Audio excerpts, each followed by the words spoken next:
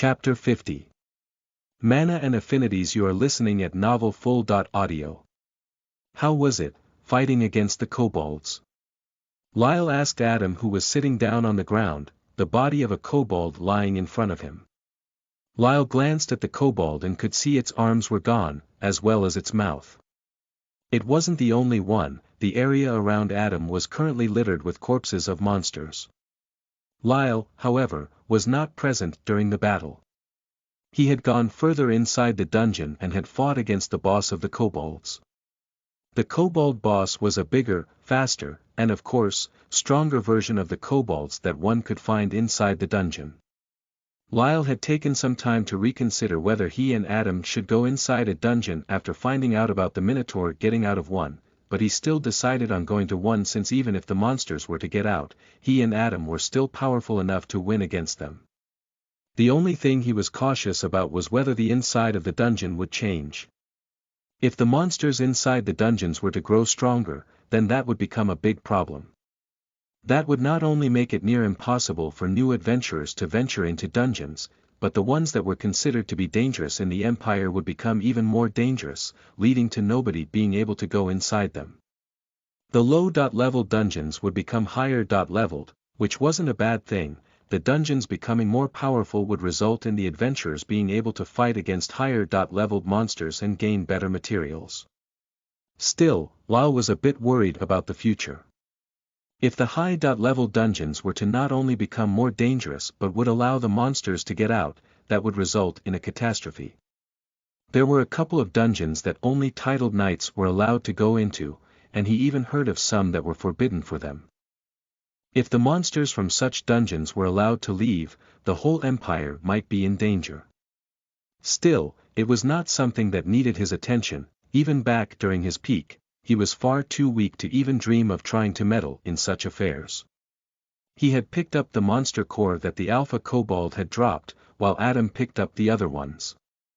There were some mana crystals in the dungeon, which they could sell or use. Mana crystals were important as they were a resource that was used for many things. Alchemists used the mana crystals during the production of multiple potions. They would turn the crystals into dust and put them in, allowing the potion to have a high mana density, which would either improve the original effects or turn it into mana potions which could replenish one's mana quickly. Mana crystals could also be used in their raw form to replenish mana, but they had impurities, and using too many of them in a short amount of time could lead to problems. One could suddenly get mana poisoning, which was extremely dangerous and could result in death. Mana poisoning happened and a person used up their mana and replenished it many times in succession. It would lead to their mana organ, which was a kind of mana core for humans and similar races that would draw mana in and pump it out, working in a similar manner as the heart. Using low-grade mana potions or mana crystals too many times could lead to a blockage in the mana channels that could be found inside the body. The mana channels were like veins, but they only existed to transfer mana inside the body. One could always draw mana in and absorb it through the skin, which would allow for less mana usage when using skills or enhancing your body, but it was much faster to only use the mana that the organ had saved up. The skill would also be more powerful at that time as well. People all had affinities to different elements. Those affinities would show up as abilities if the person had a very high affinity toward one element. Elements were not just the basic ones like fire, water, and such. It could be light, darkness, blood, and more. Pretty much anything could be considered a mana element. The mana that one had inside their bodies corresponded best to their own element, that is, their ability. That was why the skills that a person used that were directly tied to their own ability cost less mana and were more powerful compared to a person using a skill that was not connected to the ability or was tied to a different element. There were also extreme cases when one was unable to use another element thanks to their own. For example, a person that had the ability to control light would be unable to use any kind of dark element skill, and vice versa. If a person had the fire element, for example, they could use water, but it was many times less effective. If a person was to master both, then their power would grow explosively, but there was a lot of danger involved in doing that. Even using a skill that fused two such elements could result in the person losing control and hurting oneself. The Empire once possessed a genius that was able to use both water and fire. The genius rose to become an archmage and was considered to be the strongest of all in his own realm. One day, however, after using a fusion of the two elements during a battle, he lost control. The resulting explosion killed the mage, killed the enemies, and both of the armies that were fighting there suffered great losses. Ever since that time, none dared to try and do such a thing.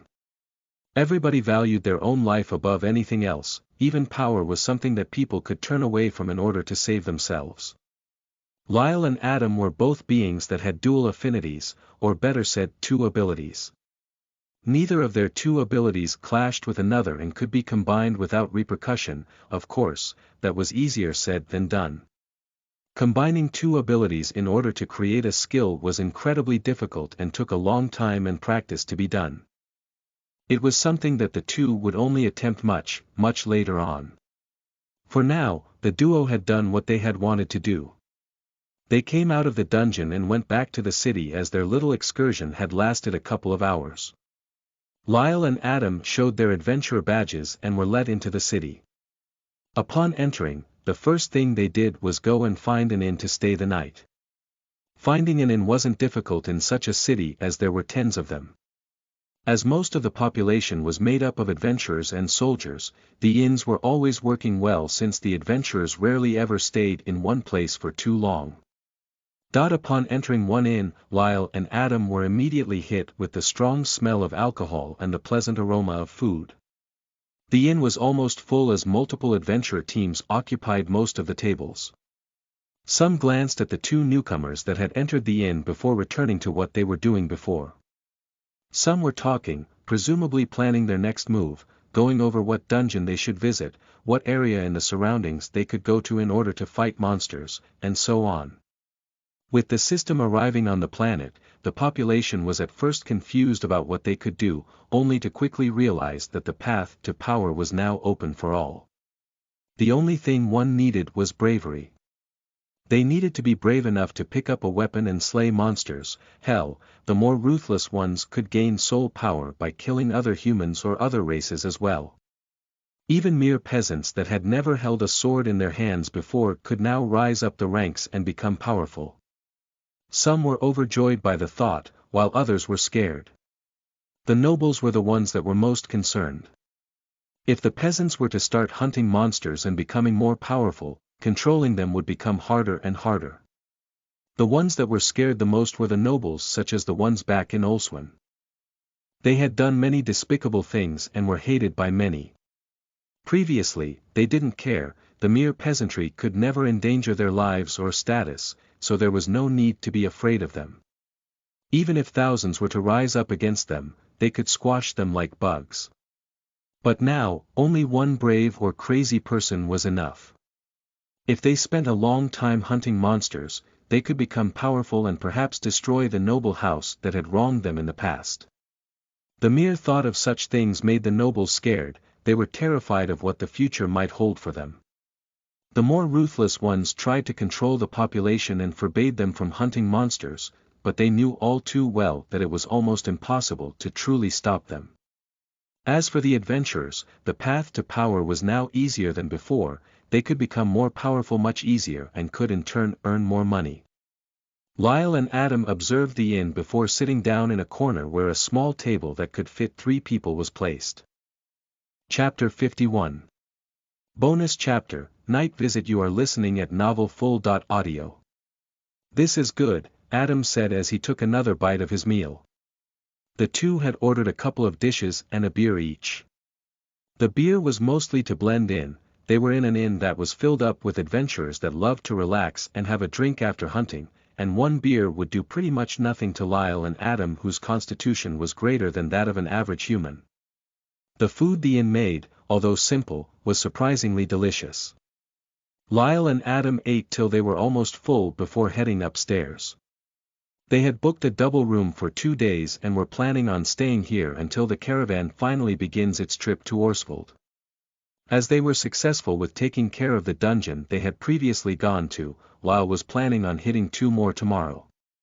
They could get soul power from the monsters inside the dungeons, but the soul power the monsters gave was only a third of the normal amount. Lyle guessed that it had something to do with the fact that the monsters inside the dungeon were a bit different compared to those that lived outside.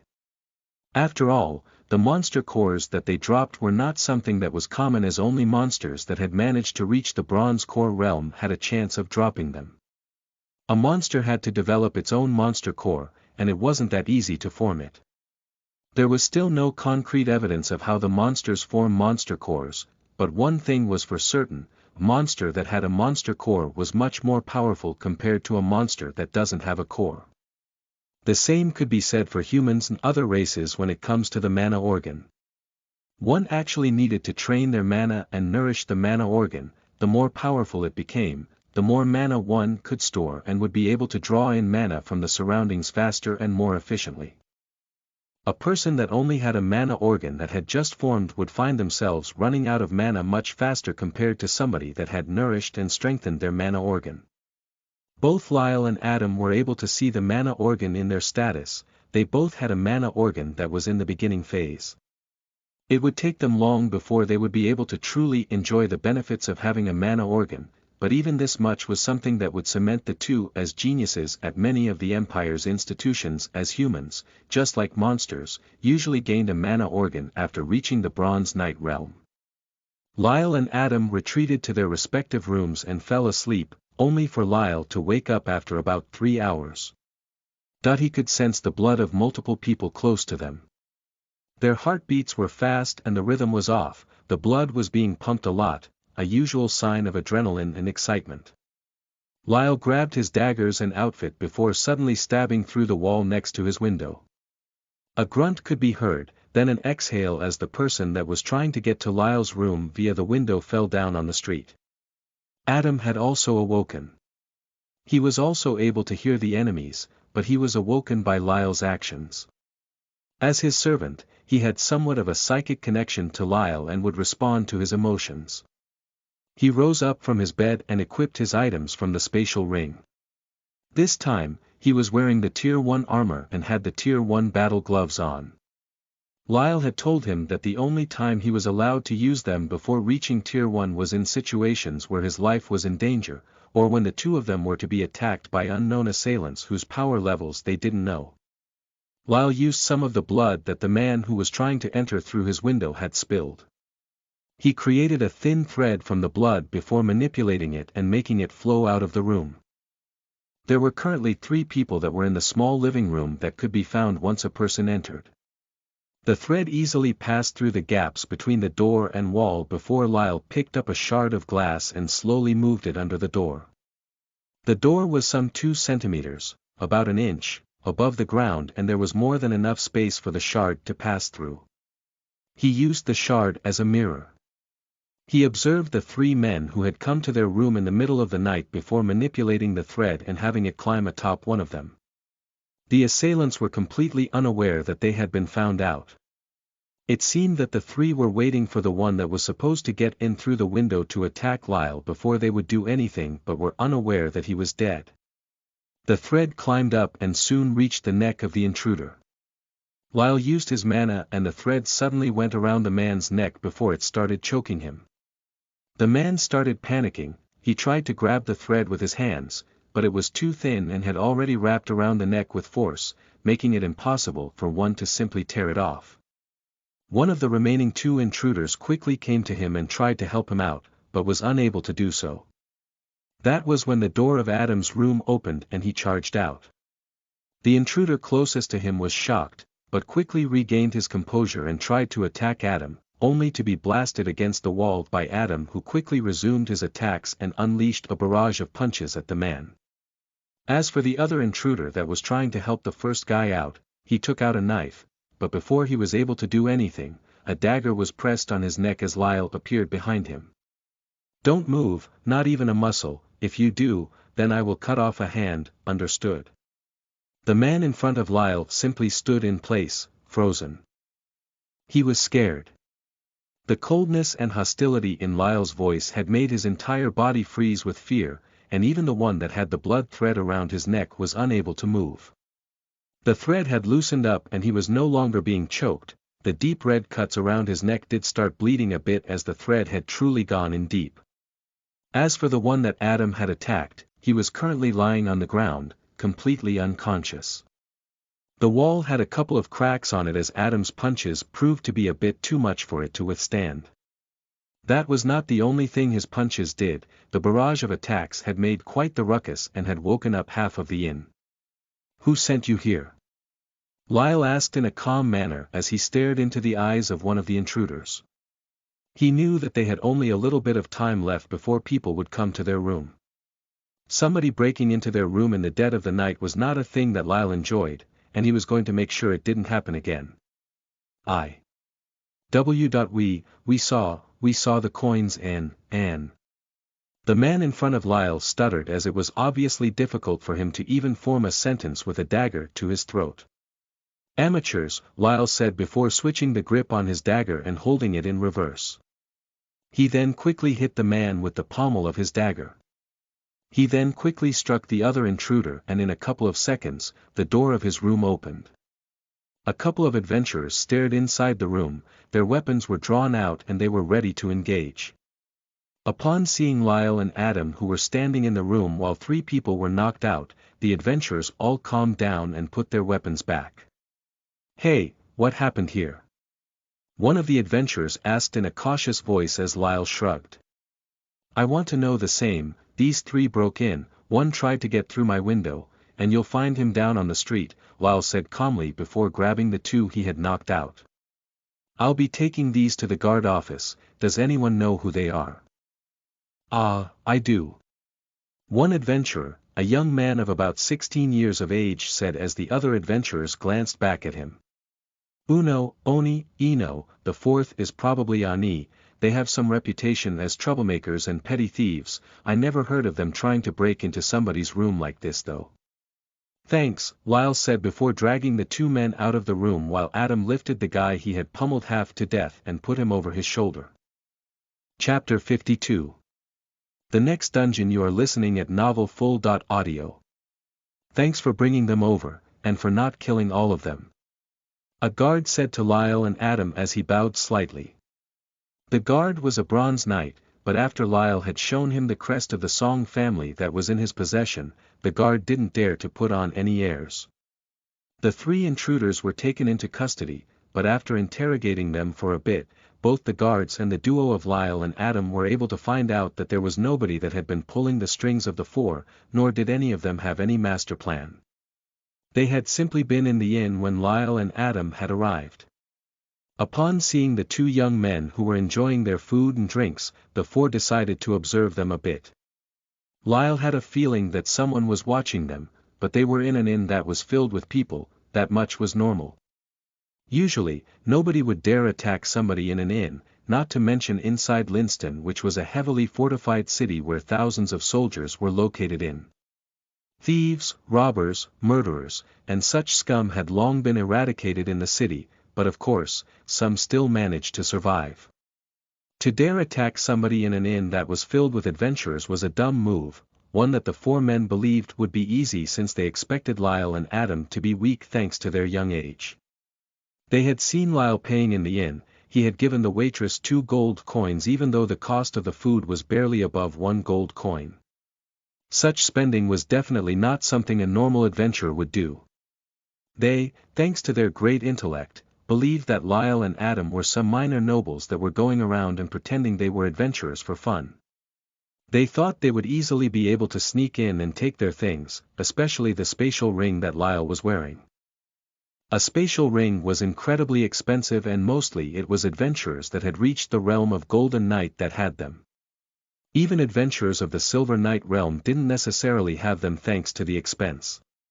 Compared to assassins, merchants, and captains of the army, the adventurers were much poorer on average. They had to take care of their equipment, buy new ones, stock up on potions and traps, and more. That led to them usually being short on funds, even those that were higher ranked. At least that's what the adventurers believed the reason for their lack of funds was. Seeing adventurers that hadn't broken through the Bronze Knight realm having expensive items such as that one made the four greedy, and they sought to steal from Adam and Lyle, a grave mistake that cost one of them his life, while the other three were now prisoners. It didn't even take much for the guards to get the information. The three were scared to the fullest by what occurred in the room. The easy targets they believed would be unable to even notice them turned out to be two fierce fighters that took them down without any issues. One was dead, another had a deep cut around his neck, while the third had most of his ribs broken, a broken arm, and a fractured jaw. Upon learning of why the three had targeted them, Lyle and Adam simply shook their heads before leaving and going back to the inn. Lyle didn't wish to bother himself with the three at all and simply wanted the next day to come so that they could visit more dungeons before finally making their way back to Orsvold. Upon reaching the inn, they were first stopped by the innkeeper, who apologized for something like this happening and actually even returned Lyle the money that was used to pay for the accommodation. They would stay in the inn for free, that was the apology that the innkeeper was giving them. Even though it was not his fault that four targeted them, he still felt partly responsible as he was the one to allow four adventurers that were well known for stealing and causing trouble to enter his property.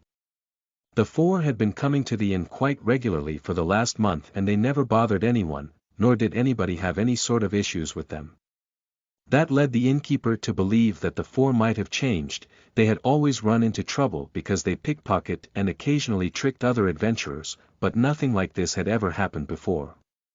Lyle accepted the coins and thanked the innkeeper, once again mentioning how it was not his fault and that paying them back was unnecessary.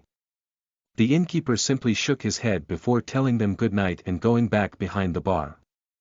The inn worked all night and it was usually the innkeeper, who was a retired adventurer, that worked at night. He was a silver knight, and even though his skills were rusty and he was no match for young and powerful new silver knights, he was more than enough to deter any troublemakers from coming to his inn. Lyle and Adam returned to their rooms and went back to sleep as if nothing at all had happened. Early in the morning, they woke up and went down to have breakfast before going to another dungeon. Upon hearing what had happened last night, all the adventurers that were there had surprised expressions on their faces as they glanced at the two from time to time. Defeating the four was nothing special as most of the squads could have done the same. They were better known for tricking people and stealing than for their battle prowess. But being attacked in the middle of the night and still being able to not only defend yourself but defeat the enemy in mere seconds, that was something that was surprising for everybody. Lyle and Adam were newcomers that had just arrived yesterday. Nobody had seen them before, nobody had fought against or with them, and nobody knew just how powerful they were. Some had seen Lyle showing his adventurer badge, but it was hard to believe that an adventurer that held a plain badge with 3 stripes that represented that he was a high-leveled adventurer below the Bronze Knight realm, was able to do something that he did last night. The adventurers made mental notes to not mess with Adam and Lyle as they were still unable to gauge how powerful the two were. Lyle and Adam had breakfast before leaving the bustling inn. They first took a walk around the city and looked to see if there was anything interesting happening. Maybe there were some items that somebody was selling by mistake, but unfortunately for them, that did not happen. The two then simply went to the city gate, went out after showing their badges and made their way to a dungeon. The dungeon that Lyle planned for them to visit was one that was about the same difficulty as the previous one. The enemies this time, however, would be fewer in numbers, but more powerful compared to the kobolds. Ogres. Powerful monsters that were barely intelligent but possessed powerful bodies. Their regenerative powers, strong body, and great strength made them a nightmare for most adventurers. Their tough skin was hard to penetrate and blunt weapons usually did not work well against them. Their speed was below average, but one hit was usually enough to heavily injure someone, making the ogres incredibly feared. Adventurers didn't come to this dungeon often, as being attacked by multiple ogres was incredibly difficult to withstand, but for Lyle and Adam, this would make a perfect training spot. Lyle was going to have Adam fight against multiple ogres. He would observe from the sides and would block any more ogres from joining the fight as he wanted to push Adam to the fullest. The battle against the kobolds was a good learning experience for Adam, but Lyle was still not fully satisfied. Adam had not yet had a true life-and-death battle, except for back in the goblin hideout when he almost died from using too much mana and being heavily wounded. The best way to squeeze out someone's potential was to have them fight hard battles that would challenge them and force them to use everything they had. Adam had great potential, and Lyle was not going to let it go to waste by keeping him out of harm's way. Even he was forced to fight numerous battles where he almost died back when he joined the organization for the first time. It was an unforgiving place where the weak would be weeded out even if they had great potential. There would always be people that had potential but would never amount to anything thanks to never being pushed by others. One needed to face danger constantly in order to temper himself and reach his true potential. As they arrived in front of the dungeon, a surprising sight awaited the two of them. Chapter 53. Ogres. You are listening at novelfull.audio. Get behind him, Gorn, I can block his attacks for a while. Lyona, come on, what are you doing? Shoot your arrows. I'm trying, but Cobalt is in the way, god damn it, get off the ogre you moron. The woman shouted out as she launched an arrow that hit the ogre, nearly hitting a man that had climbed on the shoulders of the ogre. The young man with short red hair stared at the arrow that nearly hit him before cursing at the woman. He pulled his dagger out of the ogre before jumping off of it and rolling in order to dodge an attack. Hey, what the hell are you trying to do, you crazy bitch, you almost hit me. That's because you were in the way, you're supposed to take out the legs, moron, not climb on the monster like it's some sort of toy. You two shut the hell up, another one is coming. What? Both the archer and dagger-wielding man stared at the second ogre that suddenly came out of the dungeon and started moving toward them. Shit, we can only deal with one at a time, two is far too much. Lyona cursed as she and the others slowly moved back, ready to disengage and flee the scene. Suddenly, thud. A spear penetrated the left leg of the ogre. The ogre roared in pain as he kneeled down and stared to the side. A young man with long black hair came out of the forest. He wore a black suit of armor and was spinning two daggers around his hands. You shouldn't have looked my way, big guy, you left yourself wide open to Adam now. The ogre simply stared at Lyle before suddenly widening his eyes and turning his head swiftly to the left. Adam had already assumed a horse stance, and before the ogre could do anything, he roared as he suddenly unleashed a barrage of punches. Punching from a horse stance was quite uncommon during a battle. Not only would the horse stance make somebody immobile during the attack, but the person would also be unable to use his hips and the rest of the body for an attack. What it did give, however, was incredible stability and allowed a person to punch continuously with the same power. Before the ogre was able to do anything, Adam had punched his right leg over 10 times. Each of the punches was imbued with his ability and caused small blasts of mana with each hit. The main area of attack for Adam was the ogre's right knee, and before the ogre was able to do anything, the knee was destroyed and it was forced to go down. Good job, Adam, I'll leave this one to you, we have a new one incoming, Lyle said as Adam nodded at him while the 4 adventurers stared at them. You idiot, stop staring, you'll get yourself killed. The archer, Lyona, shouted at the leader of their small group, Neil. He was the tank of the party. Being 2 meters tall and wearing a heavy suit of armor, a huge tower shield on his left hand, and a mace in his right, he was like a walking fortress that enemies would have to pass in order to reach his teammates. Of course, compared to the 2.5-meter tall ogres, he wasn't that imposing. The ogre raised his fist and slammed it down on Neil, who woke up from his stupor and was able to raise his shield and block the attack. Still, his actions were a bit hasty, so he was forced down on one knee.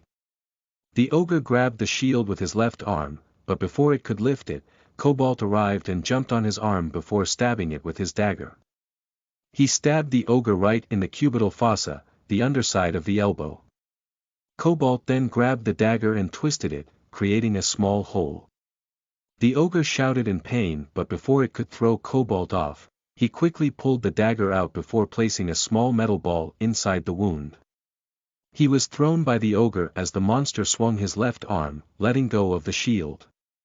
The moment Cobalt touched the ground, the small ball he had placed inside the wound exploded, shattering some bones and tearing apart the muscles and skin of the ogre's arm. Good job, Cobalt, that's one less arm we have to worry about. Focus all fire on the ogre, I will block him from approaching any of you. Neil suddenly shouted as he stood in front of the ogre. His body started glowing with a pale brown light as his skin started becoming rough before stones appeared on it as well. Earth manipulation. Stone skin. The skill allowed Neil to raise his defensive capabilities greatly while losing some mobility and speed. It was one of his trump cards that he would use against powerful enemies in order to defend against them more effectively and let his team unleash their attacks on them. In order to draw the ogre's full attention, Neil used another skill, one that was quite common in the world when facing off against monsters. Roar of the Guardian. Neil unleashed a roar that drew the attention of the ogre. The skill was one that actually imbued mana into sound and dealt a sort of physic attack on the enemy. The only purpose of the skill was to force the enemy to attack the user, and because it was one of, if not the lowest ranked physics/soul-based skills in the world, it was usually only effective on mindless monsters, enraged enemies, or those weaker than the user. Sky Piercer, Rainfall, Twin Blades of Sin, Punishment of the Snake. The three adventurers immediately used their own skills as the ogre smashed against Neil, who had dropped his mace and was holding the giant shield with both of his arms. The tower shield he used was 1.7 meters tall and looked like a big chunk of iron. There were no decorations on it, just two rough leather straps that allowed the user to hold it tightly. The shield was heavy, large, and impractical to be used, but there was nothing better to use when facing a giant enemy in blocking their attacks.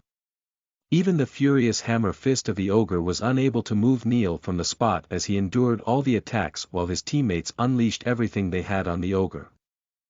Finally, about 1 minute later, the ogre slowed down, before finally stopping and falling down to the ground. It moved its head, albeit barely, and stared at Neil with hatred in its eyes. It tried to move its arm and attack Neil again, but he couldn't. Neil walked toward the ogre, his mace now being held in his right hand while the stone skin disappeared. Envied, he stood in front of the giant head of the ogre, and the monster immediately tried to bite him, forcing him to take a quick step back before lifting the mace and smashing it down onto the ogre's head. One hit wasn't enough to kill it, so Neil repeated the same action multiple times until his mace broke the skull of the monster, and blood and brain matter got splattered on his armor. Neil panted before looking up and staring at the entrance of the dungeon. Two ogres were lying on the floor, dead. Adam had finished a while ago and had observed Lyle and his fight with another ogre that had come out of the dungeon. There was no challenge for Adam when it came to killing the ogre he was tasked to kill. The poor monster couldn't even move as both its legs were destroyed by Lyle and Adam. He simply needed to watch out for the long arms of the ogre and jump on its back before punching him. He would then need to quickly jump off the ogre's back as the monster would roll around in order to get him off. Then, he would simply repeat the process. Sometimes he would jump on the ogre's back, sometimes it would be the stomach. The ogre died fairly quickly. Not only was it losing a lot of blood from having both of his legs destroyed, but the power of Adam's punches would also cause internal damage. Its organs were quickly damaged and soon, the ogre had internal bleeding, which sped its death up. As for Lyle, he was fighting against an ogre that was aware of his existence and was focused completely on him. Compared to Adam, who was fighting an ogre they had both attacked when it was unaware of their existence, the fight Lyle was going through was much more difficult. Still, it was not a problem for Lyle, who had fought against his fair share of monsters back when he was a newbie in the organization. Even though they were assassins, each of the newbies had to go through multiple different training courses, and each one had monsters in them. They were expected to kill humans, but that didn't mean that they would never go up against monsters as well. There would be times when Lyle was contracted to kill adventurers, and the best way to do that was to follow them inside a dungeon or a hunting grounds before luring more monsters to them or ambushing them during a fight. Sometimes, Lyle was even assigned to kill monsters as well. Chapter 54. The different branches of the organization and the Adventurers Guild. You are listening at novelfull.audio. The organization was the biggest one in the empire, and they only dealt with the empire. They had no dealings with the outside kingdoms or empires, at least not officially. The truth was, the organization had branches in all the neighboring kingdoms and empires, but the branches were small and they were just one of many organizations there. They mostly dealt with dealing with some lower-ranged nobles, never touching the higher-ups. They never took on any missions that would be detrimental to the empire, but sometimes they would act like they would do one, before giving the information to the headquarters and thwarting the mission or killing the person that had given them the mission. The biggest reason why those branches existed was because of information gathering. The organization used the branches in order to get information about the other kingdoms and empires, which would then be given to the royal family. The organization also didn't only take on missions that only included assassinating someone. They would take espionage missions, assassinations, bodyguard missions, assassinations of horde leaders, and more. The horde leader assassination missions belonged to one of the most dangerous ones, and there was a special branch of the organization that dealt with that. Sometimes, a monster that was either incredibly powerful or intelligent would appear. Those monsters would then force the others into submission before conquering different areas. The hordes were a great threat to any kingdom or empire, and the fastest and easiest way to deal with them was to kill the horde leader. Once the leader was dead, all the monsters would go back to killing each other and taking up territories for themselves. Most of the time, it would be the Adventurers Guild that would attempt to take down the horde leader. Sometimes it would be the Royal Knights, and in rare cases, when the horde leader was well defended and almost impossible to get to without killing tens of thousands of monsters, an assassin would be called. Assassins could sneak in and kill the horde leader without being noticed by other monsters. Of course, most assassins were unable to do something like that. Sneaking around a city or town was very different from a forest or plains. Even though Lyle could sneak into such areas with quite good results, he was no match for those that belonged in the monster control branch of the organization. They were led by one of the 4 shadows of the organization, the only one amongst them that specialized in killing monsters. That is not to say that the shadow wouldn't take on missions to kill humans. He was actually quite proficient at it, but killing monsters was what he was best at. The assassins that were a part of the branch were more often called hunters and not assassins. They were rarely called over to assassinate monsters, so in the meantime, they would usually work as adventurers or they would take on assassination contracts. The number of hunters inside the organization was quite low, as only those that showed great talent when it came to fighting monsters would be chosen, and thanks to the very low occurrence of monster hordes, there was no need to have a lot of them either. Of the other 3 shadows, one led the spies, while the other 2 were the ones in charge of the assassins. The old man who was backing Lyle was one of the 2. Lyle had simulated training sessions about defeating horde monsters, as horde monsters could appear anywhere. There were those in areas that had monsters below Tier 1 monsters, Tier 2, and more. Ultimately, Lyle was chosen to be a normal assassin as his skills truly shined there. As for killing adventurers, even Lyle did such missions a couple of times. Going inside a dungeon to deal with adventurers was nothing easy. Usually, a dungeon would send an adventurer or a team of adventurers to one special dungeon where others weren't present. A dungeon was actually made up of many dungeons, each looking different compared to others, but having the same monsters. The way someone got transported inside was by the core of the dungeon scanning their mana signature in sending them off. It was only thanks to the Adventurers Guild that teams could go together. The Adventurers Guild was not only present in one empire or one area of the world, it was actually present pretty much everywhere on Corleone, except for some areas that were deemed forbidden to be entered or unexplored. The guild was created a long time ago, even before the Golden Lion Empire was. Its history was long, and it was created by 3 people. The 3 founders of the guild were powerful, incredibly powerful, and it is said that they might have been the first to have entered the realm they were at. It was almost impossible to find out just what realm the three founders were in the empire, since it was not a powerful one, nor did the leader of the guild here have any such information, so Lyle was unable to confirm if the three were at the same realm that the Empress of the Night was, or lower. But he sincerely doubted they were. The Empress, just like the other four other powerhouses of the world, was centuries old, and nobody had ever heard of any being possessing such immense power as them before. The founders of the Adventurers Guild were probably what the system would call Tier 6, a high realm that nobody in the Empire or the surrounding area had ever reached. The Adventurer badge could be bound to one adventurer, but teams could synchronize their badges, which would pretty much make their mana signatures the same. That way, teams could enter dungeons together. An assassin would need to use a special tool in order to follow after the adventurers if he was to assassinate them inside a dungeon.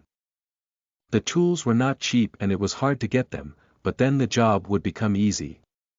The assassin merely needed to stay near an adventurer and use the small tool that would scan the badge and mask his mana signature to match the adventurer's, which would in turn allow the user to go into the dungeon after the adventurer, or even before them, and try to assassinate them. It was the cleanest way to kill and hide the act, as the monsters would eat the dead bodies. As for the outside world, they would simply think that the adventurers were killed by the monsters of the dungeon.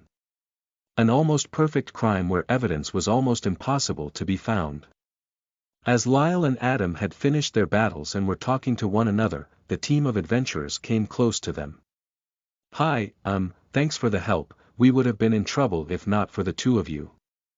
Neil, the leader of the small group of adventurers, said as he scratched the back of his head. "It's no problem, monsters coming out of the dungeon is a big issue, anyone would have done the same if they had the ability," Lyle said before turning around and leaving with Adam. They were going inside the dungeon. Even though there were some complications and 3 ogres had come out of the dungeon, that didn't change the fact that the two were still planning on entering the dungeon and fighting against more ogres. If the number of ogres that were present in the dungeon had increased, then Lyle and Adam would leave the dungeon. They were both faster than the ogres and could reach the entrance of the dungeon and use it to escape if there was a need to do so. That was why neither one was really nervous about entering the dungeon and fighting. Well, Adam was a bit nervous since he still had no idea just how many ogres he would need to fight. Adam and Lyle stepped inside the dungeon as the adventurers stared at their backs. "Hey, those two, are they crazy?" Gron, the dual-wielding swordsman of the group, asked as the others shrugged their shoulders. "No idea, but they're strong, they managed to take down an ogre each while the 4 of us took the same time as they did. I'm sure they'll be fine inside the dungeon, we should head back and report this to the guild," Cobalt said as the others nodded at him. The 4 glanced at the entrance of the dungeon one more time, but left the area since none of them could be certain if the dungeon had changed inside or not. They weren't willing to find out by entering it, they would leave that to Lyle and Adam who had already entered it. As for Lyle and Adam, upon entering the dungeon, they were immediately met with an ogre that roared at them before attacking them. The monsters are usually deeper inside the dungeon. For this ogre to be here, it seems the inside of the dungeon has indeed changed, Lyle said as he ran with Adam. Adam simply nodded at Lyle before staring at the ogre. This time, he would need to face an ogre by himself, and Lyle would not help him out in any way. Chapter 55. Fighting Ogres. You are listening at novelfull.audio. Boom. The dungeon shook. A rock pillar fell down to the ground, smashed to pieces by the powerful attack of an ogre. The ogre carried a club. Well, it was more of a small tree than a club, but he used it as such. The powerful muscles of the gray-skinned ogre contracted as he pulled his arms back before attacking once again. His target was Adam. Adam had already gone through 4 battles in the dungeon. The ogres that inhabited the beginning parts of the dungeon were weaker compared to the ones he and Lyle had fought against, which allowed him to defeat them without suffering many injuries. But it was only after he had come across the 5th opponent, the ogre in front of him, that he had become a bit nervous. The ogre was more powerful compared to the ones he fought before, and he had a weapon. The weapon was very primitive as it was just a small tree that the ogre had ripped out from the ground and had started using as a weapon. The monster had removed all the branches and roots, leaving him with a large stick that it loved to use to smash others. Adam had the advantage when it came to speed. He was a lot more agile compared to the ogre and could run circles around the monster, which was the only reason why he hasn't been seriously injured so far. Even one blow from the ogre could have serious consequences, and Adam did not want to find out just how his body would fare against the giant's power. Every time the log that the ogre carried with him fell down, Adam would try to hit it and smash it to bits in order to make the ogre throw it away. Dealing with an ogre that had a weapon and one that didn't were two very different things. If Adam was able to destroy the log, then the ogre wouldn't have the reach advantage it currently possessed and he would be able to fight much more effectively against it. Lyle was observing everything from the side. He had to admit, he was pleasantly surprised by Adam's talent. The young man had managed to grow quickly and his battle proficiency was increasing with every battle he went through. The week he had spent with Adam back in Olswam hadn't been for nothing in the end. Adam had improved tremendously, and if he was to compare the Adam at the beginning and the one now, even at the same level, the current Adam would be able to fight against 5 of such enemies at the very least. He didn't know when exactly Adam would be given access to his second ability, but he didn't know when he would get access to his power over darkness either. One thing that was worrying Lyle was his mana, however. He had always been at a disadvantage when it came to prolonged fights thanks to his abysmally low mana storage. For some reason, a reason that nobody in the organization could explain, his mana organ and mana vessels were much smaller compared to their average counterparts. That was why Lyle was an assassin that specialized in dealing with human enemies, and he dealt with them as swiftly as possible. Fighting a long battle was simply disadvantageous to him as he could easily run out of mana before the enemy. Even now, after he had managed to evolve and become a lord, his mana was still below the average. Adam, for example, had about double the mana he had. It was better compared to how much mana he had when he reached the same level previously, but Lyle was not satisfied with it. If he was going to rise to the top and find his father and seemingly had to go up against the Empress, he needed a lot more power and mana. For now, all that he could do was simply get more soul power, increase his level and become stronger. Worrying about his mana would be second as he didn't have the luxury to travel around and look for answers. From what he knew, his powers as a vampire lord were sealed by the system as he was too weak to use them. Perhaps that was the reason why his mana was currently so low. He would break through a seal with each evolution, which was not far away. The ogres gave abundant soul power, even those in the dungeon that gave much less compared to the ones he and Adam had killed outside. That led Lyle to change his mind about going to Orswold right away. First, he would stay here in Linston and reach the first evolution, which would allow him some more freedom back in Orswold. After all, it would bring him trouble if he was to simply walk into the headquarters and show his measly strength to others. Perhaps he would even be demoted. The duo continued hunting inside the dungeon. The deeper inside they went, the more powerful the ogres became. The benefit that fighting ogres gave was the fact that they rarely stayed in groups and one would usually only face 1 or 2 ogres at the same time. That allowed groups a bit more leeway when it came to hunting here as they could take their time and slowly hunt ogre after ogre. Adam and Lyle were doing exactly that. They were powerful enough to go up against 4 or 5 ogres maximum, which meant that fighting against 1 or 2 was not going to be too dangerous. Adam was the one that fought most of the time, even when 2 would show up. Fighting against 2 ogres was the most he could do, and sometimes, a 3rd would show up. Lyle would be the one to deal with any more that showed up, while he had started fighting alongside Adam as they went deeper inside thanks to the ogres not only becoming more powerful but because there were more of them close by. Their battle would usually draw in more ogres, and they would almost always be fighting against a couple of them.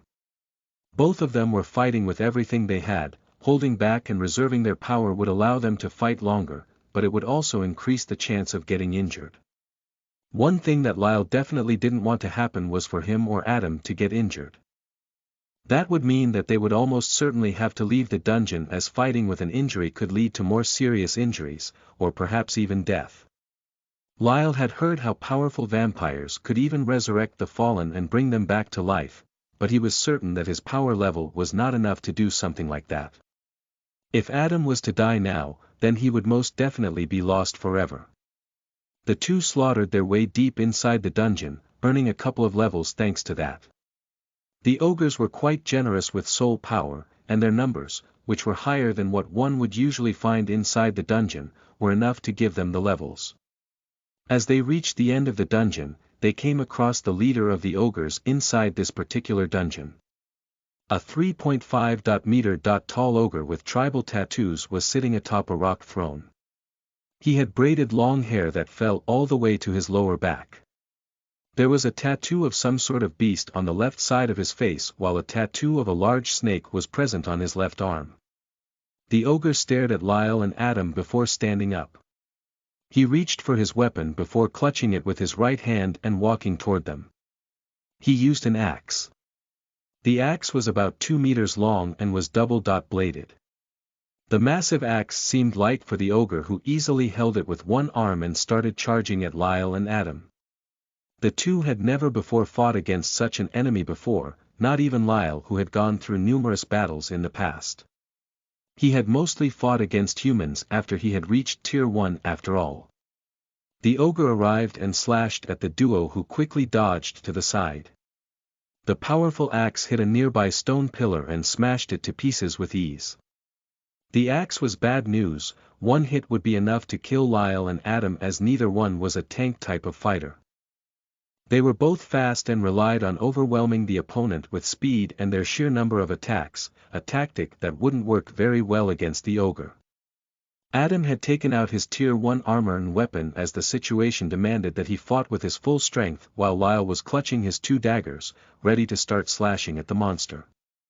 This would be the most difficult battle that Lyle would have after evolving and becoming a vampire lord. He was certain that more such battles awaited him, as he was no longer going to be as simple assassin as he once was. Chapter 56. Ogre Chieftain. You are listening at novelfull.audio. The Ogre Chieftain was a much more difficult foe to deal with compared to normal ogres. Not only was the chieftain equipped with an axe, but he was also faster and stronger compared to the other ogres. His larger size should have made him slower, but it somehow did the opposite. The ogre was still slower than Lyle and Adam, and hitting them would not be an easy task.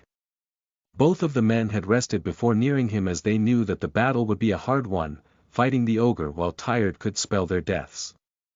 Lyle and Adam quickly went to opposite sides of the ogre.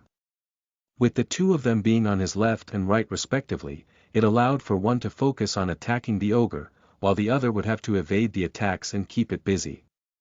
Lyle had grabbed his spear, and the moment the ogre finished the attack, he quickly launched it at his head with lightning precision. With the ogre's arm being extended to its fullest thanks to the ogre attacking Lyle and Adam, he was unable to block the spear, not that it would even be able to do it with his arm free, as the spear came rather quickly and the ogre would probably not have the reflexes to block the attack. Perhaps it would have used its arm to block the spear, or maybe even the shoulder, but right now, that was not possible. As the spear came close to the ogre's head, the ogre disappeared from the spot.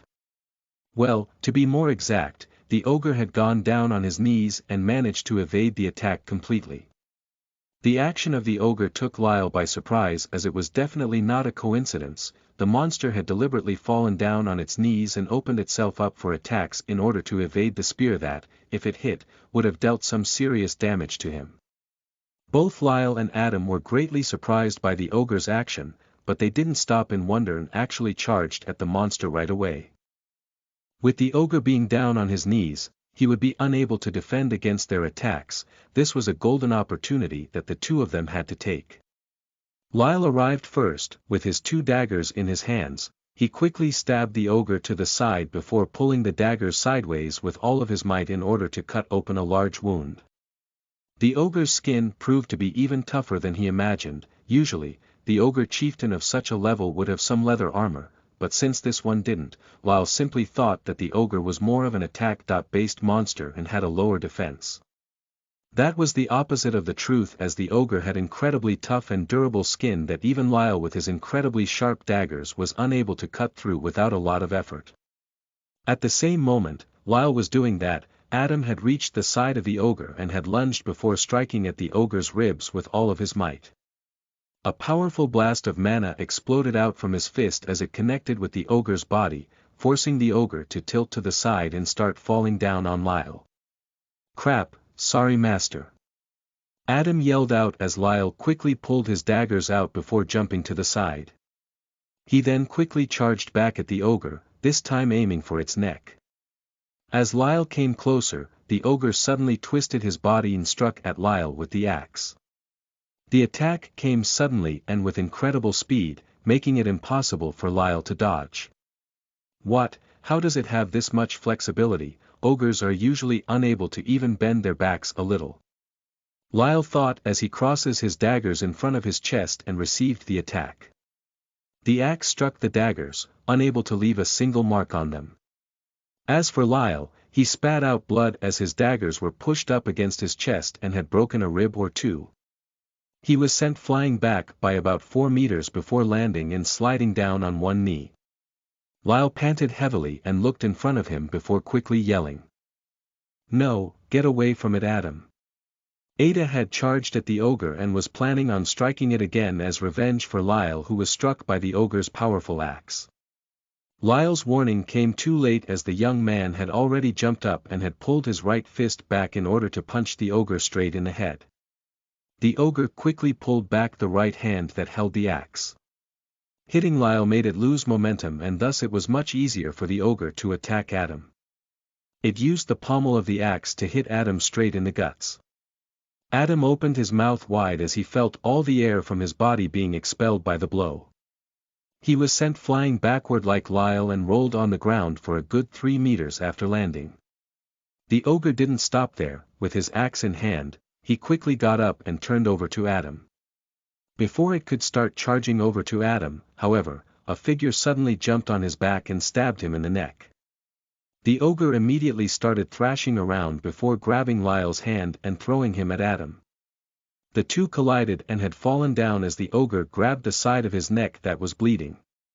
Lyle wasn't able to fully stab his dagger in the neck, but it was enough to give a serious injury to the ogre, who was now standing still and staring at them. His eyes were full of hatred as a roar escaped from his mouth.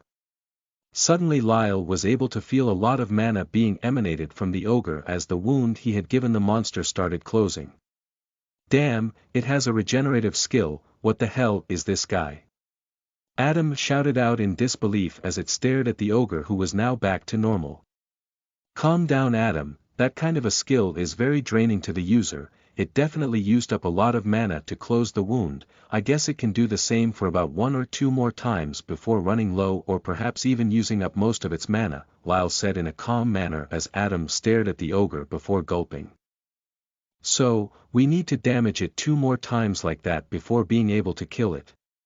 "Not necessarily. If we cut off its head, or destroy the heart, then it will be unable to heal. Of course, that's easier said than done. Now get ready, here he comes," Lyle said before getting in a low position and charging at the ogre. He had suffered some internal injuries from the first attack of the ogre, and being launched at Adam certainly didn't help his condition, but it would take much more to get rid of Lyle. He charged at the ogre, who slashed at him with the axe. The ogre aimed to strike Lyle right at the waist, minimizing the chances of him being able to evade the attack or block. Lyle widened his eyes before suddenly dropping down and sliding to the ogre. The axe passed right above his head as he used one of his daggers to stab the ogre's arm while it was passing by. He then quickly rose to his feet before stabbing the ogre 3 times in the stomach. Right after that, he quickly jumped back as the ogre tried to smack him with the other arm. Lyle proceeded to stab and slash the arm before lunging at the ogre and passing between his legs. Lyle stabbed the monster between the legs before starting to work on the back. He slashed and stabbed as the ogre roared in pain and anger. Being stabbed between the legs was something that no being wanted to experience. The ogre twisted his hips and attempted to strike at Lyle, but was not successful. Lyle had underestimated it before, that would not happen again. With Lyle now knowing the speed and power of the ogre, evading attacks and attacking was easier. Adam appeared in front of the ogre and punched the monster in the stomach. The monster had already used its skill once again to stop the bleeding and heal the wound between his legs, which meant that only one last opportunity to use the skill was available to him. Adam didn't hold back and used his full powered mana blast for his attack. His fist went deep inside the stomach of the ogre as his mana blast pushed the monster back whilst dealing some significant damage to his internal organs. The duo started making numerous attacks on the monster that was now unable to respond to them. In a mere 20-second period, they had managed to inflict over 100 wounds on the ogre that suddenly stopped moving before roaring powerfully. Chapter 57. Demonic Ogre. You are listening at novelfull.audio. The roar produced a sound wave that sent Lyle and Adam flying backward. The two weren't injured, although their bodies shook slightly from the vibrations of the roar, they were nonetheless fine physically. Mentally, however, they were shaken as their souls were seemingly affected by the roar of the ogre. A soul-based attack, how does an ogre know such a skill?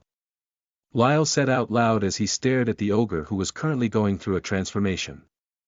The gray skin was slowly darkening as the ogre's muscles started growing. The ogre started growing, its height visibly increasing while the axe fell down on the ground. That's... Lyle stared in shock at the ogre before clenching his teeth. Demonification, I have to get rid of it before it fully transforms. Demons were present in the world, but they were rarely seen and usually, it was humans that would worship them and turn into demon worshippers would cause chaos in the world. Humans, however, were not the only race that could be tainted by demons and demonic energy. All beings could sign a contract with a demon and gain incredible powers from the being.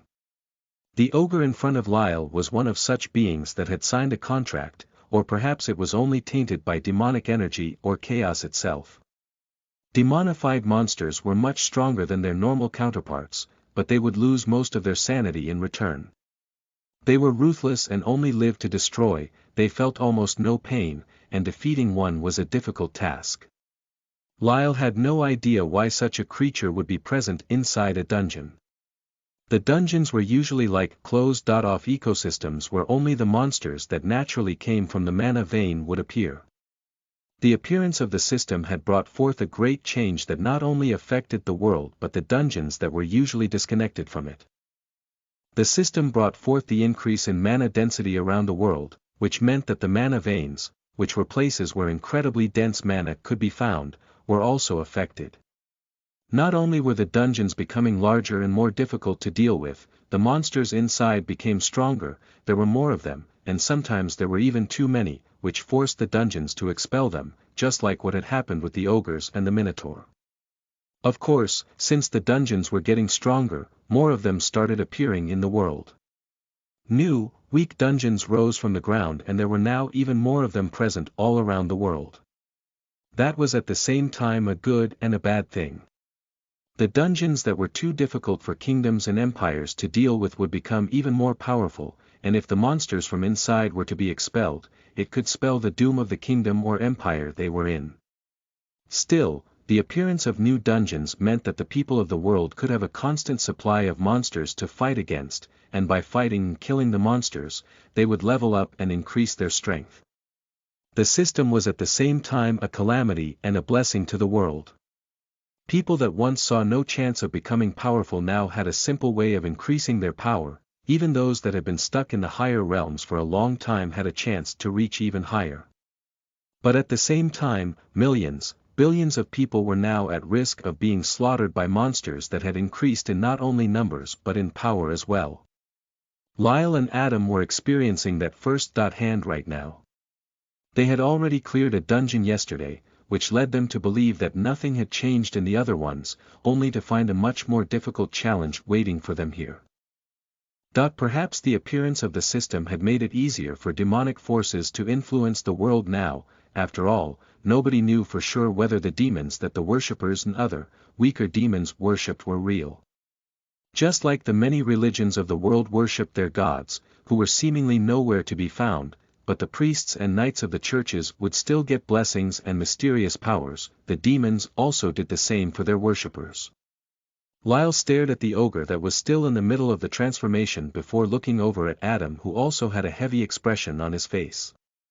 The young man could feel the ominous and powerful energy that the ogre was releasing, and even without knowing what exactly was happening, he knew that the ogre was becoming much more powerful than before. Before Adam was about to charge at the ogre which was undergoing its transformation, he was stopped by Lyle, who shook his head and pointed at him to stay back. Adam was perplexed by Lyle's order, to fight an enemy of such power. Even though he had full faith in his master, it would require both of them to put their lives on the line. Right now, Adam was functioning fully as Lyle's servant. The subconscious need to protect his master and save him from any and all dangers made Adam's mind change without him even noticing. Still, an order from Lyle was almost absolute and he would follow it. As the ogre was almost finished with his transformation, Lyle went through his own.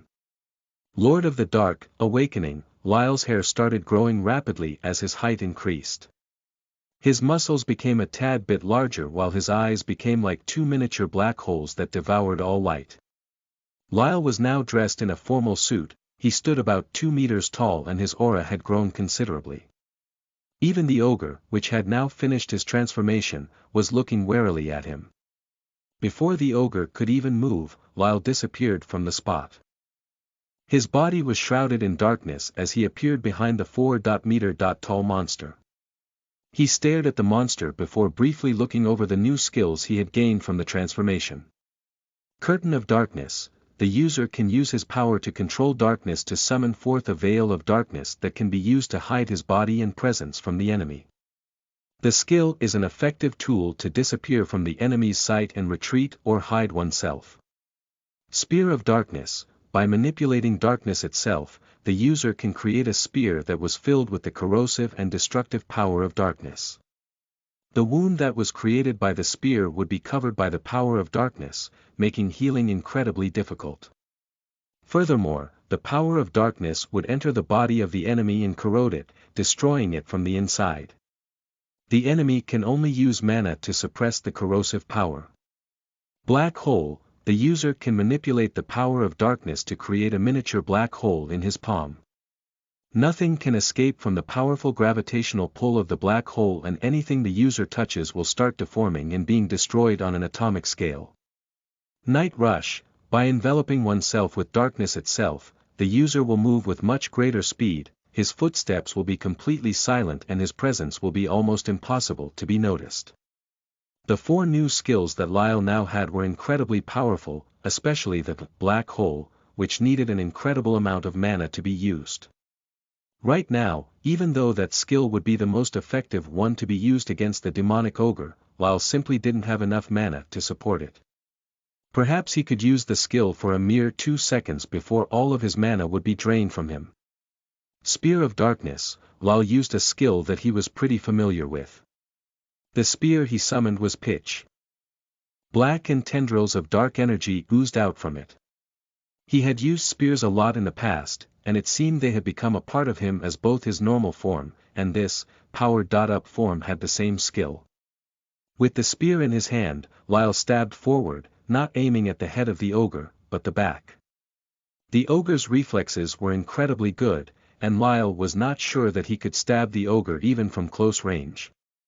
His thoughts proved to be right, as even though the ogre had less than a second to respond to his attack, he moved. Lyle had previously used the Night Rush skill, which not only made him incredibly fast, but he was also almost impossible to be noticed. That changed when he used the spear, as the powerful mana waves that were released by him summoning the spear alerted the ogre. Still, even with the great reflexes and speed the ogre now possessed, he was unable to dodge the spear. His body moved sideways, but the spear had already arrived at his back at that point. With great ease, the spear penetrated through the back before coming out through the chest of the powerful monster. Chapter 58. Adam vs. Demonic Ogre. You are listening at novelfull.audio. The ogre grunted as he stared down at the spear that had penetrated him. The power of darkness swirled around the spear as the ogre's already dark skin started turning pitch black around the wound.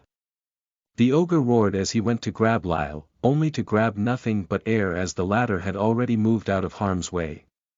Lyle stared at the demonic ogre, knowing full well that he could only use his transformation for a couple of more seconds. One more skill was all that he would be able to use before his mana was emptied out, which meant that he needed to kill or at least mortally injure the ogre before that happened. He stared at the ogre as another spear materialized in his hand.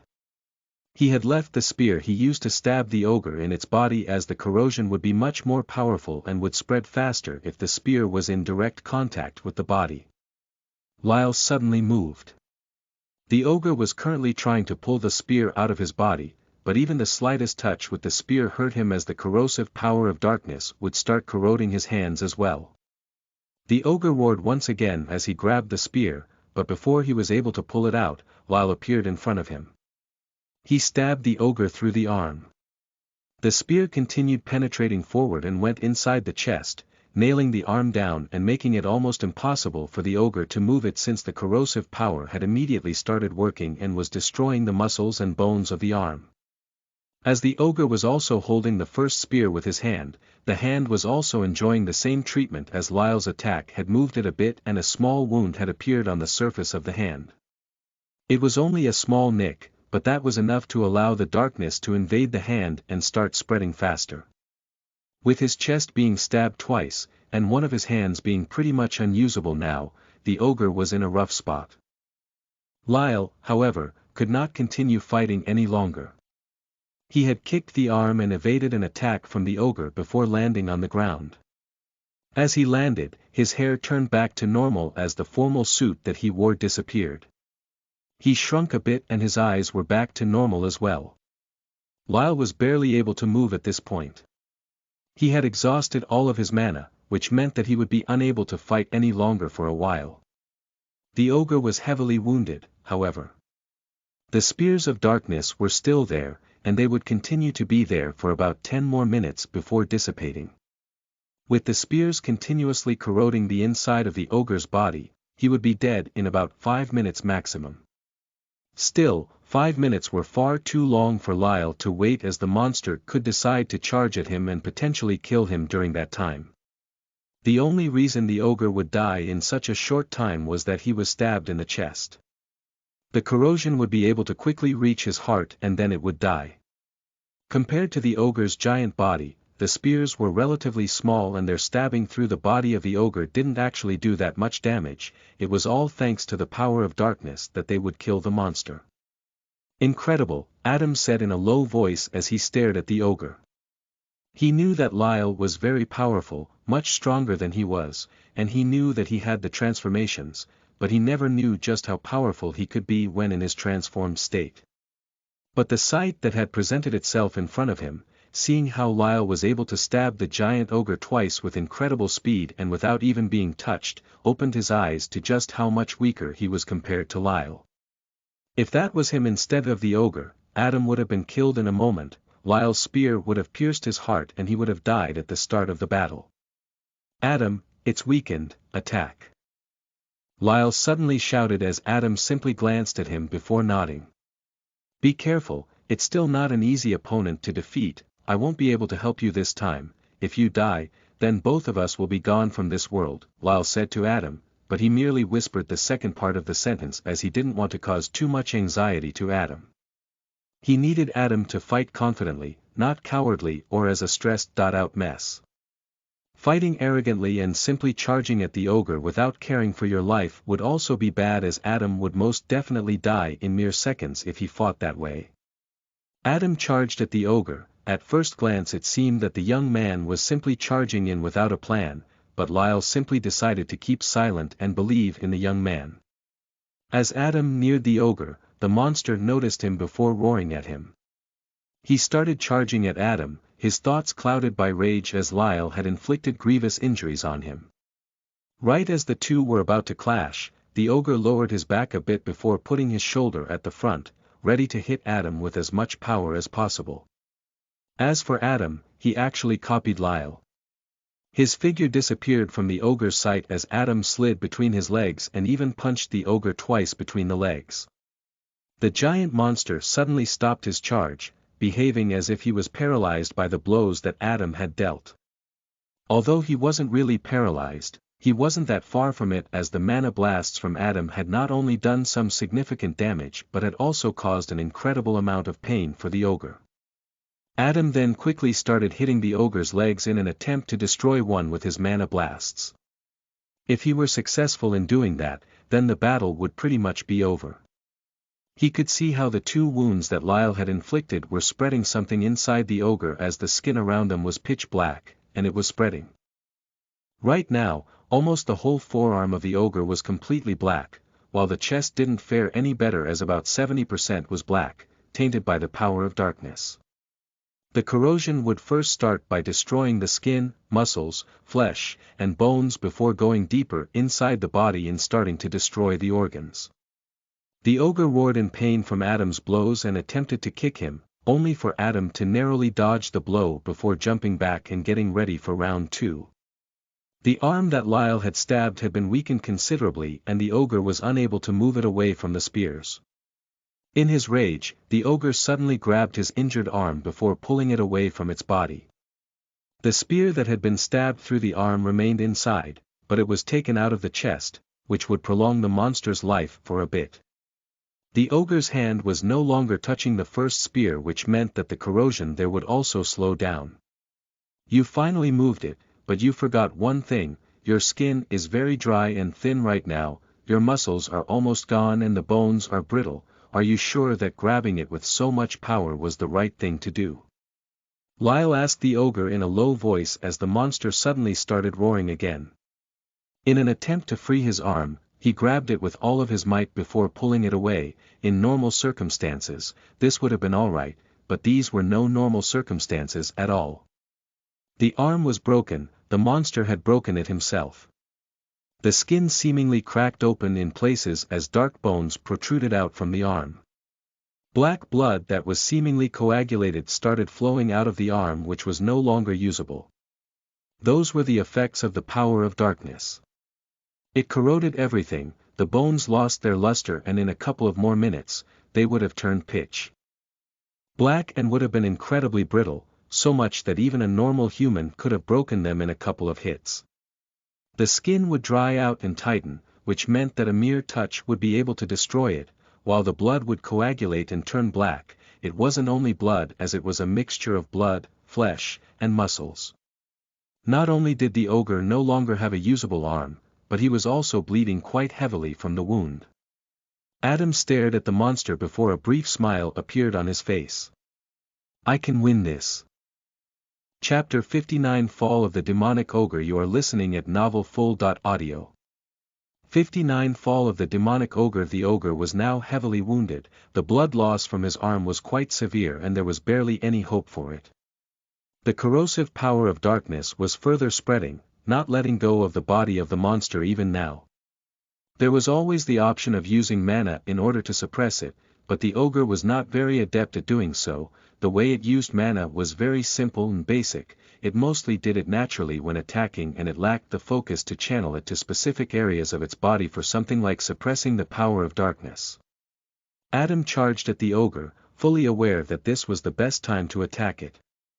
Not only was it heavily injured and suffering from severe blood loss, but the ogre was now in serious pain as well. The corroded pieces of skin, flesh, muscles, and bones didn't simply rot and stop hurting. Instead, the pain that came from them was even stronger than usual, at least at this moment. The pain of having your skin be ruptured by your own bones that had snapped at multiple places, the pain of your muscles and flesh being pierced through by them, it was not something that just anybody could take. The pain the ogre felt was intense, and it clouded his mind for some time, making it unable to even attack or defend. Adam took full advantage of it. He came to the ogre and started attacking. The first was the right leg. One leg was all Adam needed to take out in order to defeat the monster. He charged in and immediately used a full-powered attack. With his fist cocked back, he swung it powerfully at the side of the knee, an intense explosion happening after the initial collision. Adam had used the full power of his mana blasts right now. The power he could explode out with was great and he could deal some great damage to the enemy, but the problem was that he would also damage himself. His battle gloves shielded the outside of his hand, but the inside was a different story. Adam felt as if his hand was about to break into pieces after delivering the blow. He probably broke a couple of bones, since the bones of the hand were small and there were many of them. He didn't feel any pain, the adrenaline coursing through his body made him, at least temporarily, indifferent to something like that. He quickly pulled back his other fist before slamming it against the exact same spot. Crack! The sound of bones breaking could be heard, but it didn't come from Adam's fist, but from the knee of the ogre who had suddenly gone down on one knee. Seeing that his attacks worked, Adam quickly resumed. He jumped up and punched the ogre's temple before being struck by the ogre's arm. That didn't stop him, however, as the ogre didn't have much strength anymore and the attack was unable to deal any large damage to him. He rose up from the ground before charging again. He knew that time was of the essence. If the ogre was to adapt to the pain, then it could lash out before its death and perhaps even kill him and Lyle. The two exchanged blows. Adam was more nimble and used the ogre's stationary position to his advantage. He attacked from the side, from the back, and sometimes even from the front. The ogre was unable to deal with him. The multitude of different attacks was something that the ogre who now only had one usable leg and arm couldn't defend against properly. About 15 meters away from them, Lyle was sitting in a lotus position, trying his best to gather some mana and replenish himself before rejoining the fight. He already had enough mana to fight again, but the backlash from exhausting his mana was still there, which made him incredibly weak and barely able to fight at this point. Joining the battle now would probably even be bad since Adam would ease back on his attacks, and his adrenaline might stop, which would then let him know just how messed up his hands were. Even though he wore the battle gloves, his hands were bleeding, small trails of blood escaping through the gloves and falling down on the ground. Still, Adam was fully focused on the fight at the moment, not bothering about anything else. Lyle had fully entrusted the battle to him, and he knew that if he messed up, there would be serious consequences. His life, as well as Lyle's, would be in danger. After noticing that his hands were injured and that he was unable to use any big attack with them anymore, Adam switched to using his legs. He kicked at the ogre, kneed him in the face. He did anything he could in order to defeat the giant enemy. That continued for about 3 minutes before the ogre finally fell down, and Adam fell with him. The ogre's face was smashed apart, his nose was broken, one of his eyes was missing, his jaw and chin were pulverized and most of the skin and flesh was gone. Adam had managed to defeat the enemy, but the victory came with a price. His hands were broken and it would take him a couple of days to recover from his injuries. Even his legs were messed up and he couldn't even stand straight at this moment. The right leg was almost broken, and while his left leg was better, it still hurt as hell and he was unable to even move it normally. Lyle came to Adam and picked him up. The young man was beyond exhausted and had lost consciousness after managing to defeat the ogre. The last 30 seconds of the fight had been a blur to Adam as he was simply holding on to his consciousness and the need to defeat the enemy in front of him. Lyle smiled at Adam before picking up the monster core of the ogre. The core was different compared to others.